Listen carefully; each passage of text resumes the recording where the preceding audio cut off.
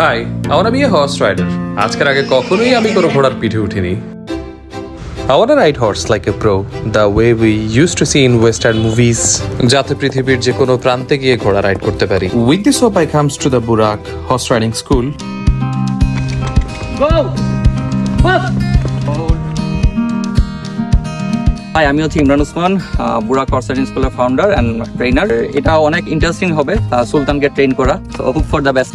Today is my first day. ঘোড়া খুবই friendly একটা প্রাণী and dangerous. যেহেতু ওয়াইল্ড, এদের বিহেভিয়ার জানা দিয়ে শুরু আজকের সেশন। হর্সের কিছু নেচার আছে, যেমন হর্সের আপনি পিছনে যেতে পারবেন না, পিছনে গেলেই সে কিক করবে। We have to be friendly with the horses. ঘোড়ার সাথে বন্ধুত্বের প্রথম ধাপ তাকে হাতের স্মেল দেয়া। এতে সে বোঝে আপনি তার বন্ধু হতে এসেছেন। সত্য বলতে at the moment I was feeling scared. তাকে আদর করতে পারেন, একটু আদর করবেন। এক এক করে ঘোড়ায় ব্যবহৃত প্রতিটি ইকুইপমেন্টের সাথে আমাকে পরিচয় করিয়ে দেওয়া হলো এবং কিভাবে স্যাডেলে নিজের মাপ নিতে হয়, মাপানুসারে বেল্ট কিভাবে বাঁধতে হয়, সবকিছু জানার পর we comes to the walking part. It looks so easy but for me as a beginner খুবই আনকমফোর্টেবল ছিল। আর নিজেকে ডিসকমফোর্টে রেখে আমি এখানে শিখতে এসেছি। ইয়োদা আমাকে অ্যাকসেপ্ট করে নিচ্ছিল না। একদিকে আমার নার্ভাসনেস, অন্যদিকে তার সাথে অপরিচিতা। সব মিলিয়ে অনেকক্ষণ চেষ্টার পর সে আমাকে আপোষে গ্রহণ করে নিল। And finally we start walking together. প্রতিটি যাত্রা শুরু হয় একসাথে পাশাপাশি হাঁটা দিয়ে, ধীরে ধীরে একে অপরকে বোঝার মাধ্যমে। এটা বিশ্বাসের প্রথম ধাপ। আমি তাকে চিনতে শুরু করি আর সে আমাকে। এভাবেই প্রতিটি কদমে জন্ম নেয় ভরসা, আস্থা আর বিশ্বাস।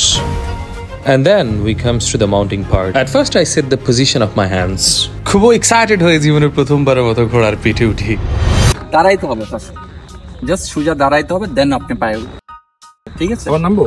হ্যাঁ, নামতে পারেন একবার। দ্বিতীয় চেষ্টায় প্রপারলি ঘোড়ার পিঠে উঠতে পেরে খুবই খুশি হয়েছি, বাট এই খুশি বেশিক্ষণ ছিল না। ইয়োদা তার পিঠে আমাকে মেনে নিচ্ছিল না, ফেলে দেওয়ার মতো অবস্থা। আমি তো ভয়ে চুপসে গেছি। ঠিক সেই মুহূর্তে ইনস্ট্রাক্টর এসে আমাকে সাহস দিয়ে ইয়োদার সাথে মানিয়ে নিতে হেল্প করে। আমি কিছুটা ইজি হওয়ার পর তিনি আমাদের ছেড়ে দেন। Oh my God, that's what I wanted. এই মুহূর্তে শেখার কথা ভুলে গিয়ে আমি শুধু অনুভব করছিলাম সংযোগ, বিশ্বাস আর স্বাধীনতা। ঘোড়ার পিঠে এই ধীর হাঁটা, তার প্রতিটি কম্পন আমার ভেতর ঢেউ তুলছিল। সূর্যাস্তের নরম আলোয় চারপাশ ছিল অদ্ভুত শান্ত। আমি যেন হারিয়ে গিয়েছি কোনো এক অজানা গল্পের ভিড়ে। আর ঠিকই হারানোতে খুঁজে পেয়েছি নিজেকে। যা ছিল অল্প কিছু মুহূর্ত, যেখানে আমি পেয়েছি আত্মার শান্তি আর শিখেছি ভয় আর ব্যথায় থেমে না গিয়ে ধৈর্য ধরে সহ্য করতে পারলে যে কোনো কিছুই শেখা যায়। আর একটু আদর যত্ন করলে ঘোড়ার মতো তেজি প্রাণীও নিজের করা যায়। এই ছিল আজকের শেখা।